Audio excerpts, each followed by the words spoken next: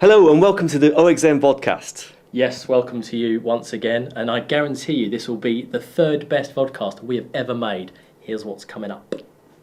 We get the inside track on the Shivering Isles with Bethesda's Peter Hines. We really put all of our heart and soul into this one, and this is the only one we've got planned or in the work. Then it's to the OXM forum for your questions regarding Virtua Tennis 3, Def Jam Icon, and Graw 2.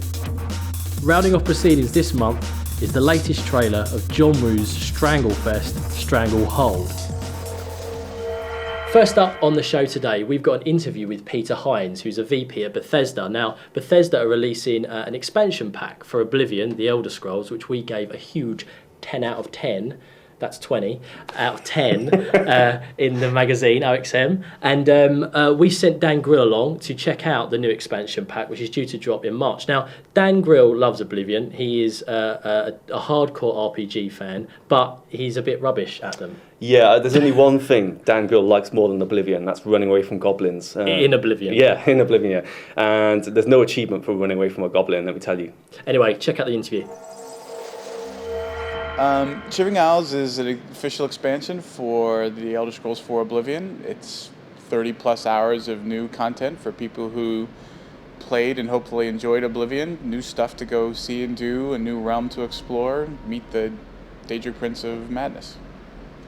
That's Shea Gorath. He's a bit of an oddball, and his realm reflects his personality and who he is.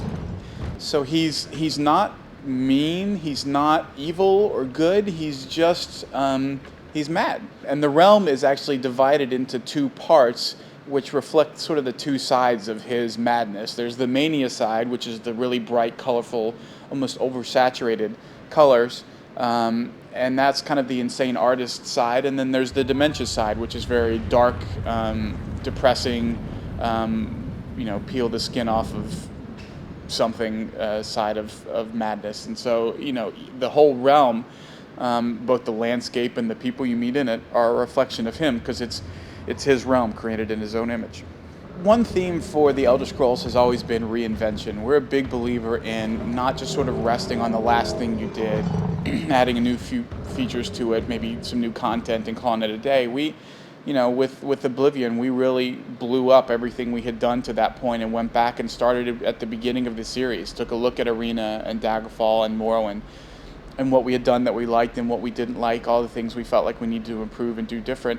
And I think we take that same mentality into our expansions, where we're not blowing it up necessarily, but we do want to keep it fresh and try and introduce new things that we haven't already done, so that when you're playing the expansion, you're in the expansion. You're not like, well, am I still in the original game, or is this the expansion? I'm not really sure. So we had people say, well, why didn't you just increase the borders that were in Cyrodiil for the expansion? Like, why not just do that? And, the answer is that because it would feel like more of the same, and we don't want that to feel like this. The fact that folks that have been playing it, say, wow, this is really different, it looks completely new, and, that's the idea, is we want it to be fresh. If we're just giving you more of what you already played for 30 hours or for 300 hours, we're not doing you much good. So we want to give you fresh new stuff that's, you may only play for 30 hours, but it'll be maybe the best 30 hours you've played in Oblivion. We try not to be beholden to the design document and really play our games over and over again to make sure that they're fun and they're sort of on point for the experience they deliver. So that's how we go about it. As far as what makes a great game, honestly, it's a lot of the small stuff. It's, does the interface help you or hinder you in what you're trying to do? Do you remove frustration factors from players?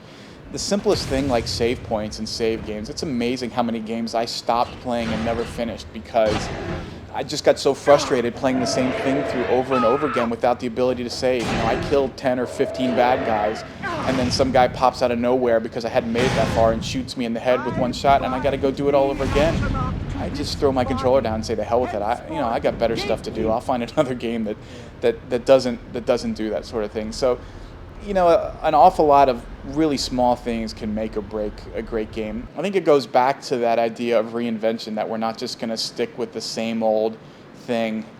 We've had people say, well, why don't you just go back and remake Arena and bring it out for 360 or bring it out for PC. And that's like the exact opposite of what we believe in. We don't believe in just retreading something that's already been done.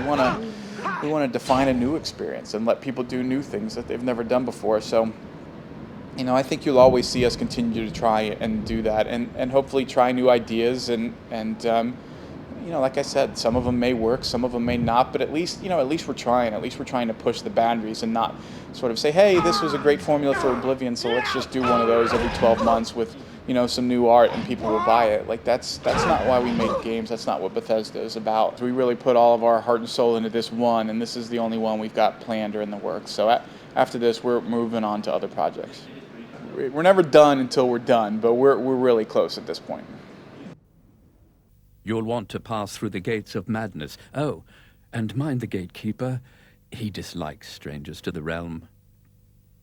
Enjoy your stay. Now, if you were unlucky enough to accidentally download our last podcast while searching for something else in iTunes, you might have seen that we said that this podcast would have a little bit of footage from a Gamers' Day in Las Vegas that was showing off Unreal Tournament and Stranglehold, and it was going to be interviews and whatnot. But it turns out they filmed it in the Titty Twister. And the only titties were the journalists around the person being interviewed, and the only twisting was some dodgy little waitress in the background getting down with herself. But... well, not all is lost, though. We've still got the best bit to show you. And here it is. And if you missed it, here it is again. Sweet. Okay, so moving on, it's time for your favourite part of the show and mine, the questions. The first one comes from the best bit from the forum. Yep. And he wants to know, Chris, is Virtua Tennis 3 simply the same as Virtua Tennis 2 in high def? And what new feature, apart from online play, do you get in this version? Well, it's a slightly, it's a loaded question in that, yes, Virtua Tennis 3 is Virtua Tennis 2 in high def, but therein lies the beauty, because Virtua Tennis 2 was, exemplary. It was the best tennis game out there. There are new features, though. There is online play, which is exclusive to the Xbox 360. There are also other online features like the Virtua Tennis TV, where you can watch anyone's ranked matches. So you could go in and watch, the number one person in the Virtua Tennis 3 kingdom, watch his best play and pick up tips and whatnot. There are the new mini games. There are a whole host of new mini games. There's the ones that like the bowling, and there's all sorts of craziness like avoiding fruit. And there's a really good one where you've got to kind of hit these paddles of the tennis rackets to get these alligators to stop eating the meat. Eating chops. Yeah, eating chops, and these chops are the kind of typical Japanese chops with a bone going through them. It's really fun. It is brilliant. It really is. Obviously, you can check out the review in the next issue. I think it's going to be a big hit, and it harkens back to days gone by, and I think that's a good thing. Yeah, and I think you definitely get a lot more out of this one because you've got new players, which you haven't got in the old Virtua Tennis 2. Sure. It keeps the essence of Virtua Tennis 2, improves on them, and it's a very good example of a sports game on the 360. The next question is from Lord Percy, and apparently he's literate and he's from the forum, which is good. Good combination. Good combo. Yeah. So, how many questions do you think Dr. Frankenjam will ask for this podcast? Well, keep watching and we'll find out.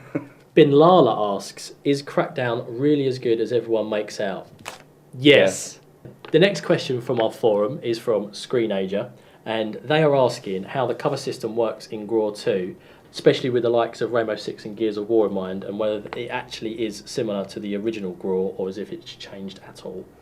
Well, unfortunately, it hasn't really changed since the original GRAW. I quite like the way Rainbow Six did it. It was almost like an intermediate between Ghost Recon and Gears of War, yeah. I mean, you've got quite a good degree of control. You've probably got more control over taking the cover than you did in Gears of War, because that was just literally pushing up to move out of cover. The thing that Gears has that no other game did have was that it was literally one button to do it all, and a lot of the decision making was taken out of your hands because it was situation based. Depending on what you were near, you would take cover quite well, and I think for the amount of people that said that Gears didn't have much innovation, that alone, I mean, the amount is a huge step, and I think a lot of people took it for granted whilst playing it, and now they're playing other games that they want those sort of features in, and now they're really realising how far it kicked it on. I think GRAW deserves a lot of credit for actually inventing the whole kind of thing about blind fire, taking cover, and making you play like a real soldier would. It leads on from older games like Full Spectrum Warrior. I think the other thing about GRAW is that, especially in GRAW 2, is that the cover system is it's different because they want you to take cover almost as a commander would take cover behind enemy lines, and you use your team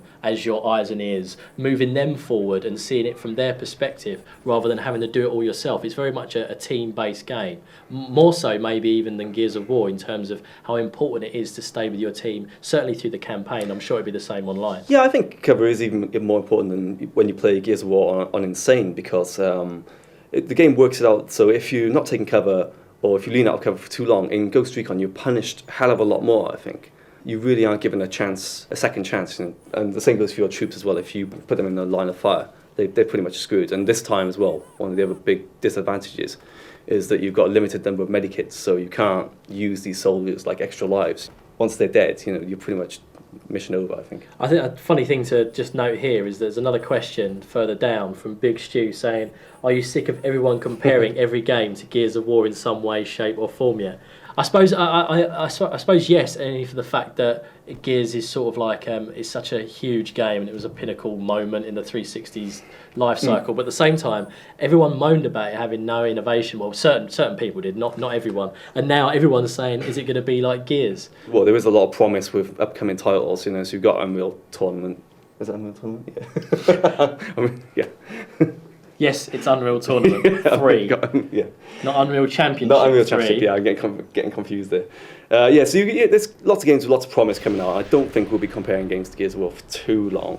Apart from Gears of War but 2. It is inevitable because it is such a great game, such a important game for the Xbox 360.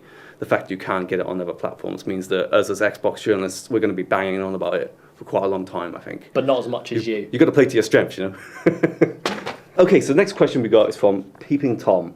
And apparently he says he doesn't care about games. For someone who doesn't like games, he's made over 1,000 posts on our forum. That's just a side point. But moving on. But he does care about forums anyway. So he says, can you lot finally explain the random bannings on the forums over the past few years? And you can't really, I don't think. Or maybe you can. It's a little bit like the National Lottery, but only with IP addresses. Yeah, it's like a version really. You know, it's like instead of winning £1 million, you get banned. So. Every so often, this man called Howard comes in with white gloves, and we've got this like huge machine that randomly pulls out IPs. And if you're on that, you're up creek without a paddle. Yeah, Peeping Tom, mate. Stay away from my sister, yeah.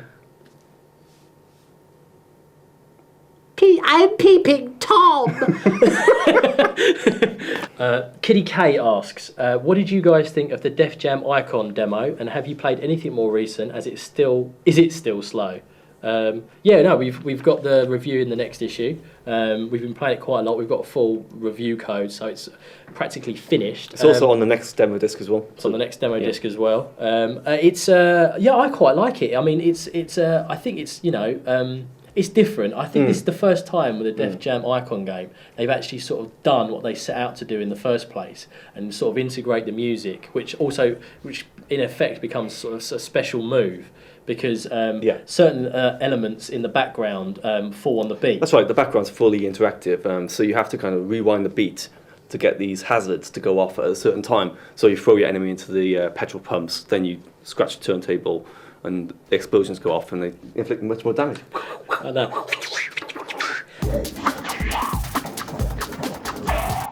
Basically, that's basically how it works. You've got to check yourself before you wreck yourself. Oh my God. Okay, so it's a good question from Big Stu, who's been asboed for no apparent reason. It's a random generator. Yeah, and apparently Big Stu knows more than you, and he's got his own website, so check it out if you've got some serious time to kill there.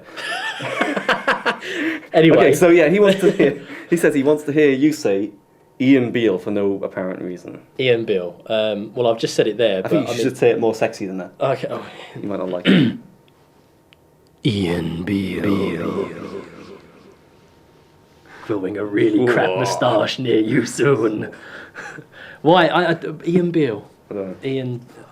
That's bizarre, isn't it? Yeah, he's from South Wales. Okay, so that's it for another exciting episode of the OXM 360 Vodcast. And we're guaranteed to spend twice as much time on the next one as we did this one. So that's going to be about 10 minutes, tops.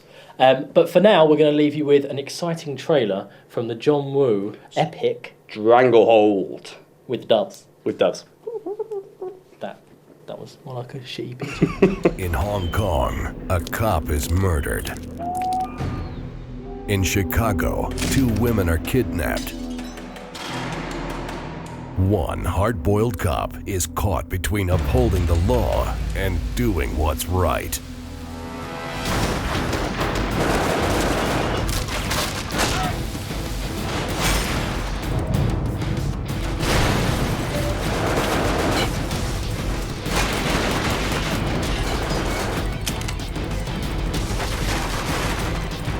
In 2007, Chow Yun-Fat returns as Inspector Tequila. Stranglehold. Coming soon. This title not yet rated.